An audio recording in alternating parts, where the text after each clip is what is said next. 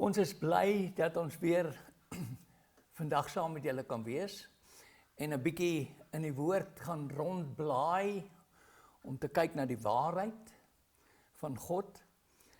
So, dit gaan vandag oor die verhaal wat ons in die Ou Testament lees in Genesis 6 waar dit sê die seuns van God het gesien dat die dogters van die mens mooi was en hulle het gekom en van hulle geneem as hulle vrouens en hulle het kinders gebaar, die vrouens het ook kinders gebaar. En nou wat ons hoor, en ons het dit al baie gehoor, dat mense sê, daardie seuns van God was engele. En dit is engele. Nou watter engele kon dit dan nou gewees het, wat nou hierdie vreeslike daad gedoen het, dan moet dit mos die engele wees wat geval het, saam met Lucifer. Dit is wat mense dink dit is. Maar nou ja, ons het hierdie studies al gedoen jare terug en gesien, maar dit is nie waar nie.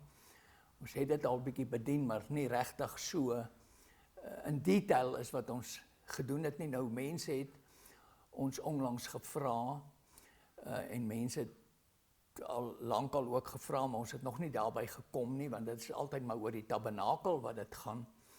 Maar ons het vele ander verborgenhede in die woord van God, wat die Here vir ons oopgemaak het en wat ons graag wil met mense deel. En hierdie is een van hulle. Nou ons gaan saam met julle kyk na hierdie verhaal. Is dit seuns van God? Is dit mense? Of is dit engele gewees? En julle gaan self besluit, maar wat ek dan nou wil sê is dat dit het nie ewigheidswaarde die goed nie. As jy glo dit is seuns van God, dit is gewone mense soos ek en jy, of jy sou dink dat dit engele was, glo ek nie, sal dit jou uit die hemel uithou of van die ewige lewe weghou nie, maar wanneer dit gevaarlik word vir my en vir jou, is wanneer jy dit hoor, iemand vertel het vir jou, ja, dit is engele, dan kan jy dit miskien vir iemand anderster ook vertel, en dan is dit 'n leuen. Dan het jy nie dit gaan ondersoek om te sien of dit die waarheid is nie. Nou ek gaan vir jou skriffies wys, en dan moet jy self besluit, jy moet dit ook ondersoek, om te sien, is dit die waarheid. Enige iets wat jy hoor, in 'n seminar, geestelike seminar, of in die kerk, of 'n preek, behoort ek en jy al daardie goed te gaan ondersoek wat ons hoor, om te sien of dit die waarheid is. Hoekom moet ons dit doen? Kom ek sê vir jou, ek quoteer 'n skrif in die woord van die Here, in die Nuwe Testament, sê die woord van die Here, dat die mense van Berea was meer edelmoedig as die mense van die Thessalonika. So, en dan sê hy, omdat hulle die woord gaan ondersoek het, wat aan hulle gepredik was, om te sien of dit die waarheid is. So wanneer jy my seminar, my lering gaan ondersoek, my preek, moet jy dit eintlik ondersoek, om te sien of dit die waarheid is. En as jy dit doen, gaan jy God behaag. Dit is wat in die woord staan. Dan gaan jy edelmoedig geklassifiseer word deur God. So dis baie belangrik, dat jy en ek nie sommer net die eerste ding wat ons hoor aanvaar nie. Vanaand is goed vir jou bietjie, wow, klink. Nou ek en jy gaan vanaand 'n bietjie hierdie goed deurwerk en kyk wat die woord sê. Ons gaan daardie ondersoek doen wat die mense van Berea gedoen het.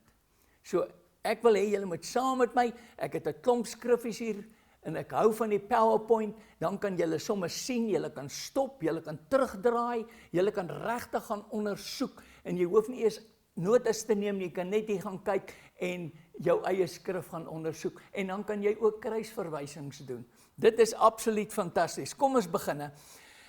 Genesis 6 vers 1.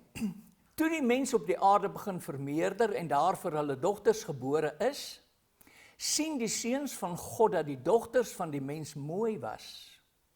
En hulle het vir hulle as vroue geneem, almal wat hulle verkies het. Toe sê die Here, my gees sal nie vir ewig in die mens heers nie, omdat hy ook vlees is, maar sy dae sal wees 120. In die dae was die reuse op die aarde, en daarna, belangrik, mooi luister wat ons hier lees, toe die seuns van God by die dogters van die mens ingegaan, en die vir hulle kinders gebaar het, dit is die geweldiges uit die ou tyd, die manne van naam. Toe die Here sien dat die boosheid van die mens op die aarde groot was, en al die versinsel wat hy in sy hart bedink, altyd deur net sleg was, het dit die Here berou dat hy die mens op die aarde gemaak het, en daar was smart in sy hart. En die Here sê, ek sal die mens wat ek geskape het van die aarde verdelg. Die mens sowel as die vee en die kruipende diere en die voëls van die hemel, want dit berou my dat ek hulle gemaak het. Nou ons weet dit het gebeur. Net hierna, dan lees ons van Noag. God het vir Noag gesê, bou 'n ark. Nou hy het 120 jaar gebou in daai ark. So hierdie het natuurlik nou 'n klompie jare voor, dit al voor Noag se tyd gebeur. En ek het gekyk na die timeline, maar ek kon nie presies sien hoe lank het voor Noag se tyd wat hierdie spesifieke ding gebeur het nie. Maar dis in die Bybel. En dis nie in die Bybel vir sommer maar net nie. Ons leer in die Bybel, in die Nuwe Testament, dat die hele skrif deur God ingegee is. En as hy daar praat van die skrif, dan praat hy van die boekrolle. Hy praat van die Ou Testament, is deur God ingegee. En is nuttig vir jou en vir my vir lering, teregwysing, onderwysing, weerlegging. Die Bybel sê in die geregtigheid, sodat die mens van God volkome toegerus kan wees vir elke goeie werk. So, vir jou en vir my is hierdie Ou Testament daar vir lering, teregwysing, onderwysing. En hy sê in 'n ander plek dat ons nie ook soos hulle moet optree nie. So, dis is belangrik dat ons moet die woord, dis 'n moed, dit is 'n moed, dat ek en jy moet die woord bestudeer. Ja, want die woord van die Here sê, as jy in my is en ek is in jou, kan jy vra net wat jy wil en jy sal dit verkry. Dit beteken nie, jy gaan geld vra, so onthou julle Salomo, God sê vir hom, wat wil jy hê? Hy sê, Here, wysheid.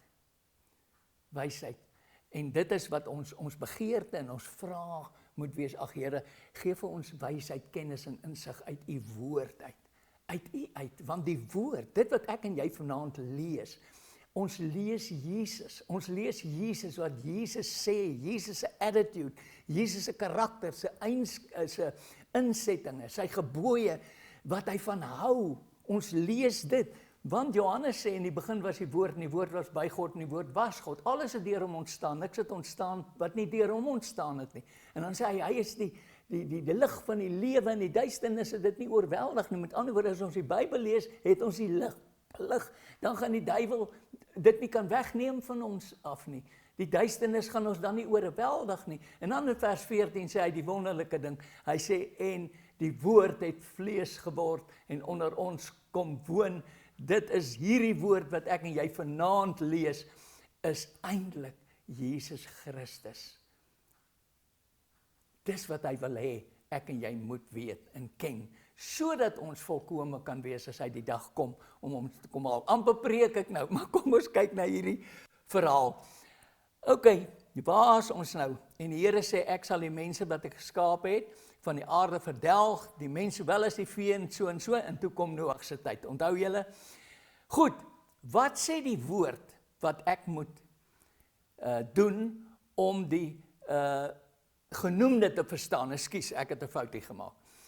Wat moet ek en jy doen om te weet, was hierdie seuns van God engele, of was dit mense? Nou ja, al wat ons kan doen, ons moet die woord study. Nou kom ek lees vir jou die skrif wat die Here sê ons moet doen.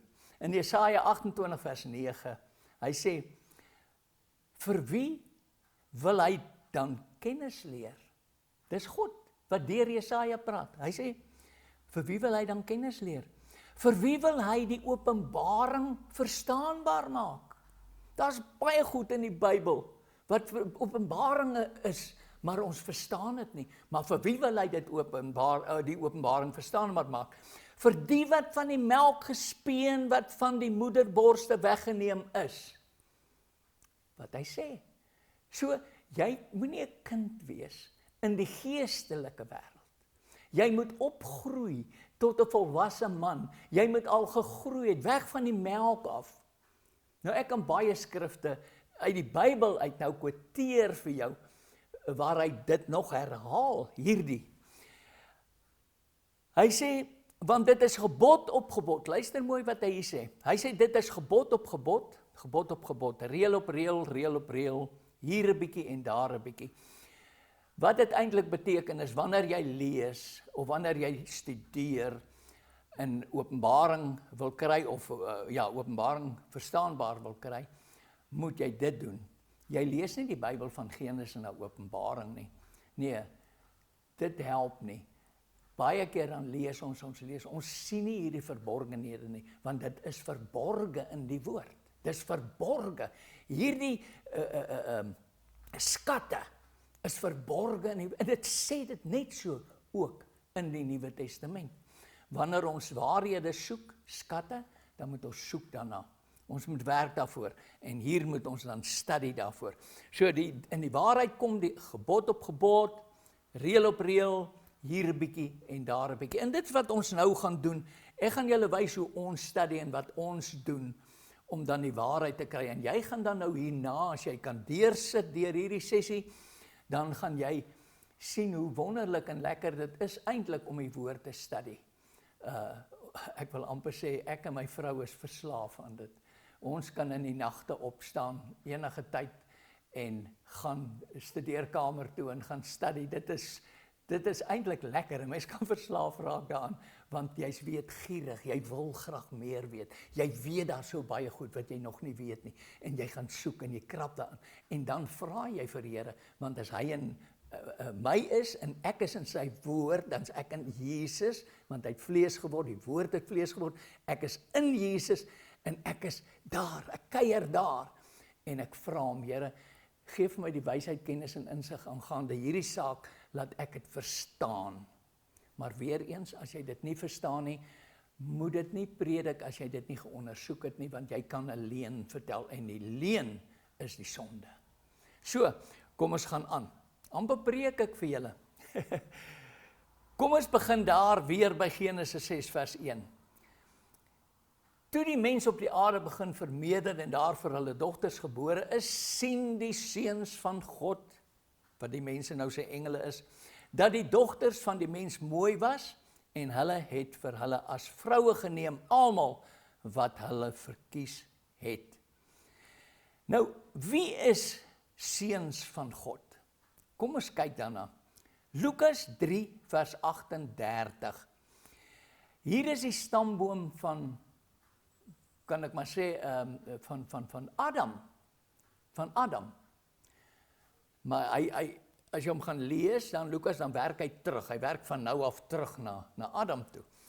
Nou as jy daar by hom kom, dan sê hy die seun van Enos, die seun van Set, die seun van Adam, die seun van God.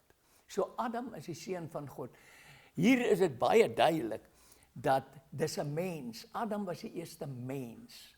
Hy was nie 'n engel nie. Is die seun van God. Nou Johannes 1 vers 12. But as many as received him. Ekskuus julle, ek gebruik die Engels, die King James, die ou vertaling King James, en dan ook die 33 en 53 vertaling in die ou Afrikaans, of in die Afrikaans. Hoekom doen ek dit? Omdat daar net, ek is nie 'n taalkundige nie, regtig waar ek spandeer baie tyd net om woorde te verstaan eintlik. Maar ja, ons moet eintlik hierdie goed lees en verstaan. Nou skus, ek val myself in die rede, maar ek gebruik die Engels, want hierdie skrifgie en daar's ander ook, wat ek beter verstaan in die Engels as in die Afrikaans. Nou dis hoekom ek doen, so ek gebruik Engels en Afrikaans. Nou ek glo julle almal verstaan Engels en Afrikaans seker beter as ek, maar dis hoekom ek dit doen. So Johannes 1 vers 12, but as many as received him, vir God, to them gave he power to become the sons of God, even to them that believe on his name. Is dit mense? Ja, die engele hoef nie tot bekering te gekom het nie. Reg, nou Romans 8:14, for as many as are led by the Spirit of God, they are the sons of God.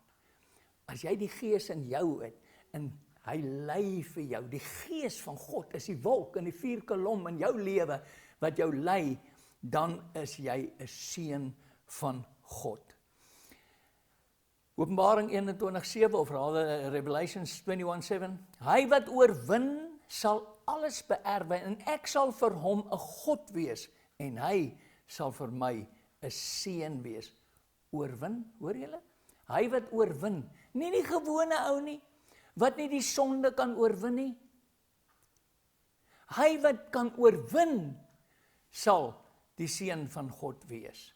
Mense, hierdie is so belangrike skrifte, want as jy sit met 'n probleem en jy sê, ek kan dit nie oorwin nie, ek kan dit nie oorwin nie, en nou preek ek ook vir myself. Daar's goed wat ek ook sukkel om af te sterf, om af te lê, deel van my vlees wat ek sukkel om te kruisig. Ons gaan deur hierdie goed, meeste mense, ek weet van min mense wat nie in 'n valley ingaan en met sy vlees sukkel nie. Dit maak nie saak wat dit is nie, dit kan vloek wees, dit kan skinder wees, dit kan om tou op te gooi wees, dit kan so baie goed wees, maar verstaan julle wat ek sê? Maar as ek en jy dit kan oorwin, kan ons 'n seun van God genoem word. In 1 Johannes 3 vers 1, behold, what manner of love the Father hath bestowed upon us, that we should be called the sons of God. Therefore, the world knows us not, because it knew him not. Beloved, now are we the sons of God. As mense, as jy die Here dien, en die mense verstaan jou nie, dan is jy 'n seun van God. Is dit nie kosbaar nie? Dis eintlik wonderlik, nee. Die woord is so wonderlik, weet julle, ons geniet die woord van God. En as jy die goed lees, en jy sien die kruisiging, en mense hou nie van jou nie, en hulle verstaan jou verkeerd, en jy weet mos hoe is jou eie lewe, jy ken jou verhouding met God, dan kan jy mens maar net lag en sê, ja Here, u woord is regtig die waarheid. Nou Hebreërs 1 vers 4, terwyl hy soveel uitnemender geword het as die engele, na mate hy 'n voortreffeliker naam geërf het as hulle. Dis nou Jesus wat hy van praat. Want aan wie van die engele, luister mooi, hy sê, want aan wie van die engele het hy ooit gesê, u is my seun. Vandag het ek u gegenereer, en weer, ek sal vir hom 'n vader wees, en hy sal vir my 'n seun wees. Hy praat van Jesus, Jesus is die Vader se seun. Luister mooi, hy sê, want aan wie van die engele het hy ooit gesê, u is my seun. Kan ons nou hierdie versie nou uithaal met jou koukie, swart koukie, haal dit uit, want ek glo dit nie, ek glo dat daai seuns van God engele was. Hoor julle wat ek sê? So, wanneer 'n mens die woorde leer, die woorde, elke woord ondersoek, dan begin jy op hierdie goed afkom. Genesis 6 vers 4. There were giants in the earth those days, and also after that. Those days? Wat 'n dag? Hierdie dag. When the sons of God came in unto the daughters of men, and they bare children to them. There were giants. Daar was reëse. maar ons hoor, daar word gepredik, dat die reëse, die engele was nou hierdie reëse, of liewer die engele het gemeenskap gehad met die kinders, en toe se reëse gebore. Is nie die waarheid nie. Toe hierdie goed gebeur het, toe die engele by die vrouens nie die engele nie, ek raak skoon verward, toe die seuns van God by die vrouens ingegaan het, die mooi dogters, was die reëse daar. Dis wat die Bybel sê, so nie, verstaan ek dit nie mooi nie. Kom ons lees verder. Same became mighty men, which were of old men of renown. Nou, as jy hierdie nie gaan ondersoek nie, kan jy al verstaan, ja, dit was bad kinders wat gebore was. Maar ek wil jou nou sê, eintlik was baie van hulle bad, baie bad. Moet ek sê sleg, baie sleg. Want God het hulle toe almal vernietig. Want kyk, dat 'n paar jaar verloop van dit gebeur het, die sons of God, en Noag, toe die reën gekom het. So, hulle was sleg, maar ons gaan die woorde ondersoek en kyk, wat verstaan ons daarvan? Giants, dis nou reëse, in die Hebreëse taal, nou ek weet nie hoe om dit uit te spreek nie, ek ken nie die klank nie, ek ken nie die klank hoe om dit te doen nie, maar ek gaan dit nou maar lees soos ek Afrikaans sou lees. Nephiel. Dit is wat staan in jou konkordansie. Ons gebruik die Strongs konkordansie. Ons gebruik Esod. Esod is die elektroniese swaard. Nou, hy het Esod ingebou. Jy kan op Esod gaan kyk, dit is die Grieks en die Hebreëse dictionary. En daar kan jy die definisie van die woorde sien. Jy kan sien wat dit eintlik beteken in die Grieks of in die Hebreëus. En dit is waar ons studie, want ons kan dit eintlik nie anders studie nie. Hier's baie woorde wat ons nie verstaan nie. Ons kan dit nie reg inspan nie, omdat dit nie regtig die definisie is van dit wat om hierdie konteks gaan nie. Maar kom ons lees verder. Nou ja, dit sê, wat dit beteken is, properly, a fella that is a bully, a tyrant, a giant. Nou hierdie reëse wat daar was 'n fella. Toe gaan kyk ons, wat beteken, waar kom hierdie woord vandaan? Nou hierdie woord fella is eintlik boskappers, is mense wat bome afgekap het. Nou, as jy nou dink aan die reëse, hulle was sterk mense, groot mense, hulle het die bome natuurlik maklik afgekap. En daardie jare was dan nie so baie staal en goed nie, en hulle het goed gebou. Hout was baie belangrik in daardie oertye. So, hulle was vellers, hulle was boomkappers dan nou, en boelie, hulle het mense geboelie, en hulle was tiranne, tyrant, en hulle was giants. Nou ja, mense kan nou dink, hulle was groot mense, hulle het bome gekap, hulle was hierdie growwe ouens, jy het uit hulle pad uitgeblei. Hulle het mense, die gewone ou geboelie, en hulle was tiranne, hulle het die mense laat swaar kry, seker. So, en dit is die giants, dis hulle wat nou, die Bybel sê, hulle was daar gewees, voor hierdie geval en na hierdie geval, was dit daar gewees.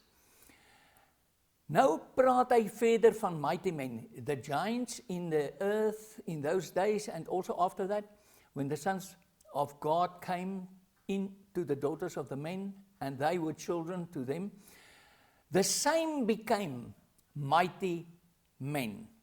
Nou, hier kan jy nou besluit, wie is die nou, wat hy sê, the same became mighty men. As ek het nou lees, dan lyk het vir my, they bare children to them, the same became mighty men. Nou, die children became mighty men. Nou, as jy na hierdie gaan kyk, hierdie ontleding van hierdie mighty men in die oorspronklike taal, is dit Gibor, whatever. Jy weet, hy herhaal hom daar, hy sê hoe jy hom skryf nou in Engels natuurlik, en dan hoe jy hom uitspreek, die klank. Ek verstaan dit nie, alles nie, dis baie moeilik, maar ek sê dit maar soos ek hom sien. Gibor, Gibor. En dit beteken, intensive from the same as, daar's nog 'n Hebreëse woord, wat hierdie ene uitkom, baie keer dan sê hy, it's an ancient word, wat hierdie woord uit gebore is. Nou in die Afrikaans kry ons dit ook, ons kry ancient words, oerwoorde, en dan uit daardie woord uit het daar 'n ander Afrikaanse woord gekom. Ok, nou hierdie is een van hulle. Dit meen powerful, by implication, a warrior, a tyrant, champion, a chief, excel, giant, man, mighty man or mighty one, strong man, valiant man. Nou as jy hierdie lees, die kindertjies wat dan nou gebore is mighty man. Dan kan jy dink, maar joh, dan is hulle net so bad soos die reus, en baie mense verstaan dat dit moontlik die reuse kan wees. Maar nou wil ek vir jou darm maar iets wys hierso. Dat as jy gaan kyk na woorde, byvoorbeeld in Genesis 1, kan jy ook na die Hebreëse taal gaan kyk. Ek wil nou graag vir julle noem wat daar is. Julle kan self gaan opsoek. Die heel eerste versie sê dat toe God gekom het, was die aarde in duisternis. Was daar duisternis oor die aarde. Nou daai duisternis, as ek en jy die duisternis hoor, die woord duisternis, dan dink ons aan donker, duister. Kan nie sien waar ek vat nie. Maar toe sê God, laat daar lig wees, en daar was lig. En die lig het natuurlik nou die duisternis verbreek, en toe kan jy weer sien. Kom ons vat 'n dag en 'n nag. In die nag kan ek en jy nie sien nie, maar dan kom die son op, dan kan ons dit weer sien, né? So ons kan sien waar ons loop, dat ons nie vasloop teen iets nie. Verstaan wat ek sê. Maar daai duisternis is nie die son in daai duisternis wat ons nou van praat nie, want die son en die maan en die sterre is eers op die 4de dag gemaak. Hierdie is net die eerste dag gewees, toe God gesê het, en laat daar lig wees. En dit was nie die son wat toe daar gewees het nie, want die son is eers op die 4de dag gemaak. Maar hy sê, en God het die lig gemaak, en God het gesê, laat daar lig wees, en daar was lig, en dit was aand, en dit was môre, die eerste dag. Nou, as daar nie 'n son en 'n maan was nie, was daar dan 'n 24 uur? Hoe werk daai dag? So, daai dag in die Hebreëse taal is Yom, Y-O-M, Yom. Nou as jy na Yom gaan kyk, die definisie van Yom, is dit net so lysgoed. Jy kan gaan kyk in jou Strongs. En met ander woorde, as hy sê, dis die son se opkoms, en dis in die dag, en is die warm dag, die deel van die dag, dit beteken die lig dan alles, die Bybel sê dit, dan kan dit nie die son gewees het nie. Dit moet iets anderster gewees het, en daai Yom is dan nie 24 uur nie, want daar was nie 'n son nie, en 'n maan nie. Nou wat is daai Yom? Nou moet jy gaan soek in daai definisie, wat 'n woord wat jy verstaan, pas in hierdie konteks in. En ek het gesoek, ek het daai ding dwarsdeur gelees, daar's net een woord wat in daai konteks pas, dat God gesê het, die eerste dag. En daai woord in die Afrikaans sal wees, die eerste seisoen, want daar was nie 'n dag nie. Nou in die Hebreëse taal beteken Yom ook seisoen. Nou net soos hierso, kry ons mighty man, kry ons 'n tyrant, kry ons 'n champion, 'n chief. Jy moet die storie ken, jy moet bietjie van die woord ken, om te kan besluit, watter een van hierdie is die definisie wat hierin pas. En al wat dit sal wees, is valiant. Maar ons sal daarby kom, ek dink ek het dit iewers ingenotuleer. Maar dis nie noodwendig, dat daai kinders nou slegte mense was nie. Maar, as ons die Bybel verder reg lees, dan sien ons, 'n paar jaar daarna het God die wêreld verwoes en die God het hierdie kinders ook almal uitgedelg. Met ander woorde, wat die seuns van God gedoen het, was verkeerd. Almal is uitgedelg, ook daardie seuns van God. Dis net Noag en sy seuns en hulle vrouens wat oorgebly het. Maar kom ons gaan aan, ek hoop julle verstaan vir my. Dan gaan hy aan en hy sê hier op die einde, the same became mighty men, which were of old, men of renown. Nou die goeie mense, as jy renown vat, kom ons kyk wat beteken die woord renown. Renown beteken, het sê in die ander taal sê hy Shem, in Afrikaans is dit manne van naam, en dit beteken honor, authority en character. Nou kom ons kyk in Afrikaans beroemdheid, roem, faam. So hierdie paas van hierdie kinders was goeie mense. Hulle was manne van naam, manne van roem. Hulle was seuns van God. Maar hulle het gebackslide, kan jy sê, en hulle het met die gewone mense gemeenskap gehad. En vir my die les hierin is, as jy God aangeneem het, as jou persoonlike saligmaker, en jy loop in sy lig, jy loop in hom, jy is in hom, in sy woord, jy hou sy jy is onderdanig aan sy karakter en sy autoriteit, jy hou sy gebooie en sy insettinge. Ons moet dit doen. Ons moet dit doen. Dan maak dit jou 'n son of God. Dit maak jou soos 'n groot mens by God. En dan moet jy nie jou meng met die semels nie. Want die Bybel sê, jy moet nie jou semels voor die varke gooi. Dan meng jou nie met die wêreldlinge wat nie God wil ken nie, en wat net oor hulle self lewe. Hulle lewe net rondom hulle self.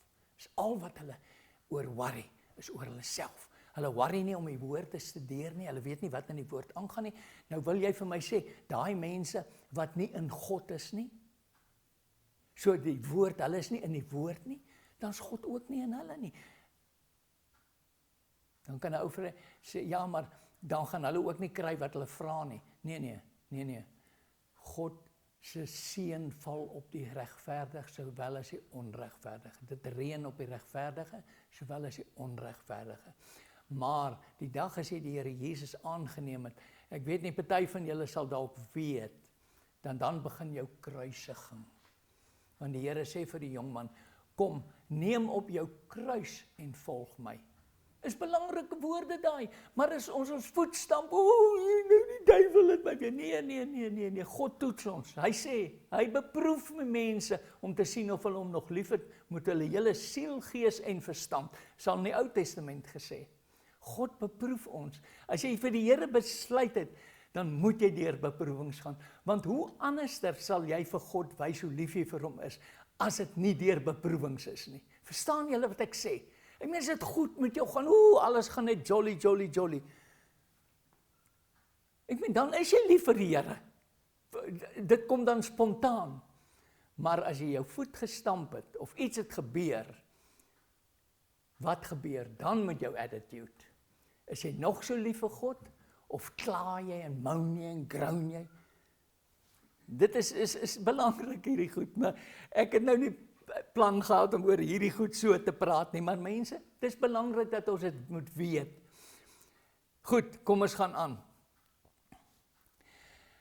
Genesis 6 vers 5. Toe die Here sien dat die boosheid van die mens, ja, is die boosheid van die mens, nie van die engele nie van die reëse nie, toe die boosheid van die mens op die aarde groot was en al die versinsels wat hy in sy hart bedink, altyd net sleg was. Nou ek kan nou nie onthou of ek het ingesit het hier nie, maar die boosheid van die mens net sleg was. Maar dit is presies wat dit was. Toe die boosheid van die mens sleg was, Want die mens, dit was 'n mens, dit was nie 'n engel nie. Nêrens staan dat die boosheid van die engele nie. Ek sal nou vir julle lees, waar is daai engele wat ons almal dink, hulle is op die aarde gegooi, en is hulle wat nou al hierdie moles veroorsaak. Hy sê, dat die boosheid van die mense altyd deur net sleg was. Kom ons kyk verder. Wickedness, from so and so bad, or as a noun evil, naturally, or morally. Nou dit is die wickedness. Of man, die man, nou hoor mooi hier, man, is nie die wickedness of angels nie. Hier sê hy, the man, nou as ek die man gaan kyk, in die oorspronklike taal, in hierdie Hebreëus, dit gaan ek nie eens probeer uitspreek nie, Adamau, Adam. Dit beteken Rudy, dit beteken rooierig. That is a human being, an individual, or the species mankind. Hy sê nie, die engele was bad nie, wat nou gemeenskap, wat die mense nou sê, hulle het gemeenskap. God praat nie van dit nie, hy praat nie dat hierdie seuns van God engele was nie, en dat hulle bad, nee, hy praat van 'n mens, en hy sê, of man, the wickedness of man, wie's man, a human, a mankind, nie 'n engel nie, verstaan julle? 'n Mens moet hierdie ding lekker oopbreek, om elke woord te verstaan wat hier aangaan. Nou, kom ons spring na nommer 2 toe, ekskuus dat ek nou. Waar kom die gedagte vandaan, dat seuns van God engele is? Kom ons kyk in die Bybel, van julle sal dit seker al weet. Waar kom nog daai gedagte vandaan? Hierdie is definitief engele. Kom ek lees vir jou, Job 1 vers 6. En op 'n dag toe die seuns van God kom, om hulle voor die Here te stel, het die Satan ook onder hulle gekom. Nou oombliklik, baie mense sê, dit was die duiwel hierdie, wat voor God gekom het. Die seuns van God gekom en hulle voor die Here gestel, was Satan ook daar. Nou, meeste mense dink, dit is engele wat gekom het, wat hy nou sê, seuns van God, maar ons het gelees, dat dit kan nie wees nie. Kom ons gaan aan. Nou, wie is dit, as hy sê, die dag toe die seuns van God, daai seuns van God is groot manne. Dit is toe Job gelewe het, was daar mense wat God gedien het. Daar was mense wat God gedien, dis wat hy praat, Godvreesende manne was dit gewees. Godvreesende manne, en hulle het hulle voor God kom stel. Nou, kom ek bewys vir jou, dat dit mense was. Want God sê in die Nuwe Testament, wie moet dit doen? Maar kom ons lees eers hierdie versie. Now there was a day when the sons of God came, ek het hom net in Engels gedoen, to present themselves before the Lord, and Satan came also among them. Kom ons kyk verder, wat het ek hier gedoen? Het ek hom nou weer in Afrikaans. Maar hierdie is in die Nuwe Testament, 2 Timoteus 2 vers 15, waar hy nou met jou en met my praat. Hoor wat sê hy? Hy sê, lê jou daarop toe, om jou beproef voor God te stel. Hy praat met jou, en met my. Hy sê, ons moet ons beproef, om ons voor God te stel. Dis wat hy sê, as a worker, wat hom nie, of liewer as 'n werker, wat hom nie hoef te skaam nie, wat die woord van die waarheid reg sny. Hy sê, give diligence, to present yourself approved to God, a workman, unashamed, rightly dividing the word of truth.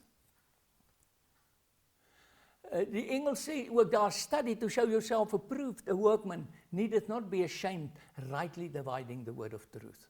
So, jy moet jou voor God stel. Dit was nie engele wat hulle voor God noodwendig gestel het nie.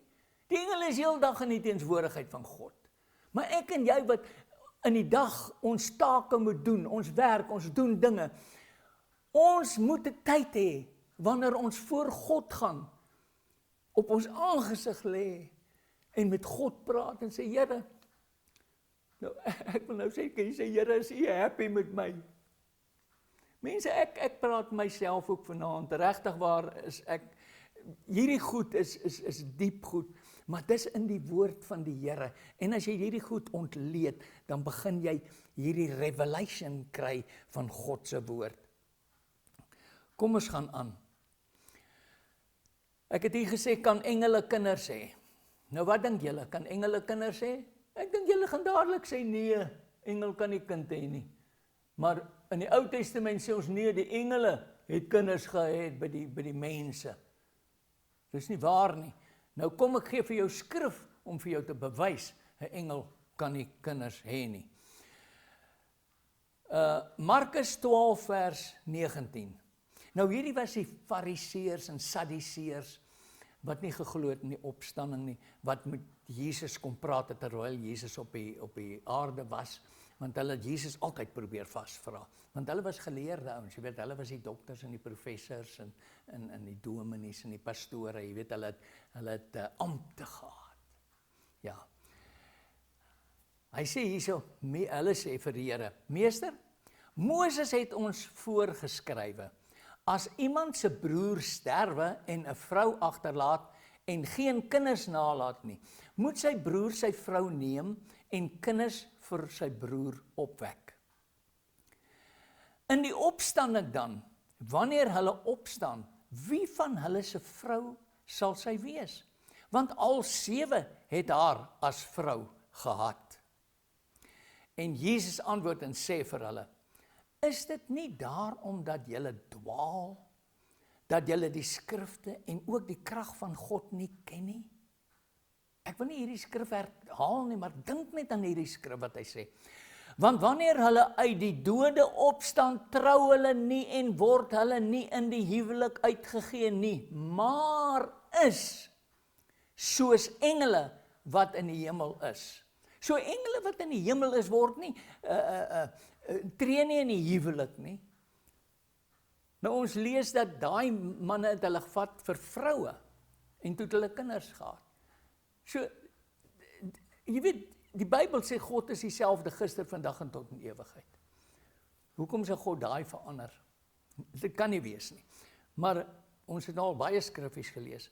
Kom ons kyk hierdie ene, waar is die gevalle engele vandag? As die mense sê, dis gevalle engele. Nou luister mooi, bitter min mense weet hierdie, baie mense, as jy sê, dit het gebeur, wie's dit, waar kom jy? O, dis die gevalle engele, dis die gevalle engele. Wat treiter my vandag? Gevalle engele. Ek weet nie, maar ek gaan nou vir julle in die Bybel lees, 2 keer, jy weet die Here sê, waar daar 2 getuie, waar daar 1 getuie is dit nie baie ernstig nie. Maar as daar 2 getuie is, dan is dit die waarheid. En daarom baie plekke in die Bybel vertel hy ons 2 keer. Wanneer ons die tabernakel bedien, verduidelik ons dit baie mooi, want daar is baie 2 keer wat God herhaal as 'n tweede getuie, wat dit ernstig maak. Ek wil net dit vir julle weet. Jy weet in die oorspronklike taal, die woord baie, hoe hulle die woord baie gebruik is, as dit nou baie gereën het, dan sê jy, dit het baie gereën. Hulle die baie herhaal 2 keer, dan is dit baie. Ek het my vrou lief, maar ek het haar lief. Met ander woorde, ek het haar meer lief, ek het haar baie lief. Nou, net so met ander plekke waar jy sulke goed sien, wat dit 2 keer herhaal word, 'n naam, of wat dit ook al mag wees, moet jy weet, dis meer. Goed. Want as God die engele wat gesondig het, luister mooi, ek gaan stadig lees. Want as God die engele wat gesondig het, nie gespaar het nie, maar hulle in die hel gewerp en aan kettinge van duisternis oorgegee het, om vir die oordeel in bewaring gehou te word. Ek gaan hierdie skrif weer lees en dan my mening gee. Jy kan self besluit. Want as God die engele wat gesondig het, nie gespaar het nie. God het nie genade vir hulle gehad dan nie, nee. Daar was nie vir hulle 'n verlossingsplan nie. Want hulle was engele, hulle het by God gewees, in God se teenswoordigheid. Goed, maar hulle in die hel gewerp en aan kettinge van duisternis oorgegee het, om vir die oordeel in bewaring gehou te word. Hy het hulle in die hel gewerp. Met ander woorde, die hel is nie die vuur wat brand nie. Dit kom aan die einde. Die hel is Hades. Dis 'n wagplek. Dis 'n plek waar jy wag, want hier sê hy dit, en aan duisternis oorgegee het. Nou daai duisternis is Goshek. Elende, hartseer, waar hulle nou in Hades is, het hulle hartseer, hulle brand nie, maar hulle wag vir die oordeel. Hy sê om vir die oordeel in bewaring gehou te word. Mense, dit is so duidelik, dat wanneer jy en ek nie God se orde wil volg, en God wil volg, en sy plan wil lief hê en bemin en najaag nie, gaan ons ook, as ons dit mis, gaan ons in Hades wag tot die dag van die oordeel. En in daardie Hades is dan die duisternis, ewige boeye onder die duisternis bewaar word. Verstaan julle? Gaan doen navorsing rondom hierdie duisternis. Dis baie ernstig. Nou ja, nou die volgende versie, tweede getuie, is in Juda 1 vers 6. En die engel wat hulle eie beginsel nie bewaar het nie, dis uit 'n ander mond uit, 'n ander gedagte uit. Hierdie een vertel dit vir my so oor. Petrus het dit so oor vertel. Hy sê, en die engele wat hul eie beginsel nie bewaar het nie, maar hul eie woning verlaat het, het hy God vir die oordeel van die groot dag met ewige boeye onder die duisternis bewaar. Is daai engele nou los? Nee, dan moet ek hierdie versies uit my Bybel uithaal. Dan help ek nie, ek lees die Bybel nie. As hierdie versie nie vir my dit beteken, presies wat hy hier sê nie. Ek hoef nie na die Grieks toe te gaan of na die Hebreëus om te verstaan wat hier staan nie. Ek hoef nie na die definisie van woorde toe te gaan nie. Hy sê dit vir my so duidelik in my eie taal, dat al die engele wat uitgewerp is uit die hemelse Eden, daai tyd, saam met Lucifer, is gebind, maar Lucifer is nie gebind nie. En as ander goed, wat ook uitgekom het, wat eintlik voor die engele al daar was. Julle sal nou sê, Niels, waar kom jy daaraan? Uit die Bybel uit. Ons lees hierdie goed net uit ons lees nie ander boeke nie. Ons lees nie Openbaring van die ou en Openbaring van daai ou nie. Ons net die Bybel. Ek het net die Bybel en die konkordansie. Dis al wat ons gebruik. Ja, daar was, en ek gaan vir julle sê, ek gaan het nou noem vir julle, dan sal julle weet, was daar ander goed buiten hierdie gevalle engele, wat nie gebind is nie, wat nou nog daar is. En nou kan jy vir my vra, maar hoekom is hulle nie gebind nie? Omdat God nie wou gehad dat hulle moet gebind wees nie, want God wil hê dat ek en jy moet ook teen hulle kies, soos wat die engele wat nie uitgegooi is, teen hulle gekies het nie, want hulle was daar, hulle was betrokke by die hele, kan ek maar sê, geveg wat plaasgevind het in die hemel, nie die ene van Michael nie. Luister mooi, wie is hulle? Wat is hulle eintlik? Efesiërs sê dit, en almal van julle ken hierdie skrif, ek weet. Hy sê ons worstelstryd is nie teen vlees en bloed nie, maar teen magte, meervoud, meer is een, magte, owerhede, heersers van die duisternis van hierdie wêreld en bose geeste, almal meervoud. Daar's baie van hierdie goed. Hulle is ook nie die engele nie, die engele is gebind. Hierdie goed het God toegelaat om nou nog hier te wees, om jou en my te toets. Wie kies ons? Wie kies ons? Ek kan hierdie hele ding vir jou oopmaak, ook met 'n PowerPoint. Dis eintlik awesome om hierdie goed te lees, en jy kruisverwys, en jy gaan studie hierdie goed in die oorspronklike taal ook.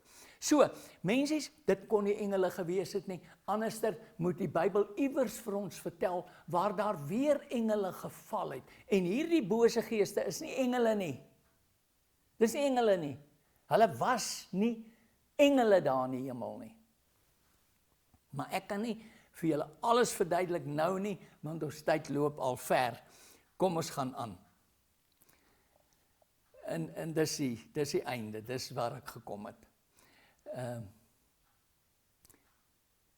As jy wil iets gaan lees, die Young's Literal Translation, hulle praat ook van Nephilim daar en so aan, maar hulle lê eintlik, ek wil dit nie nou lees en dis 'n lang stukkie, oor wat hierdie Bybel skryf, wat het gebeur in Genesis 6, vanaf vers 1 tot 5 tot 6.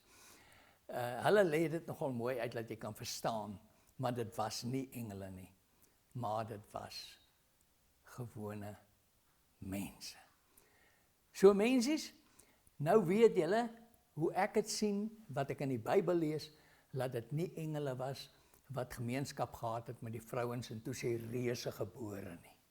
Nee, hulle was daar gewees. So, ek hoop ons kan binnekort weer 'n bietjie kuier oor van hierdie verborgenhede. Die Here bless julle.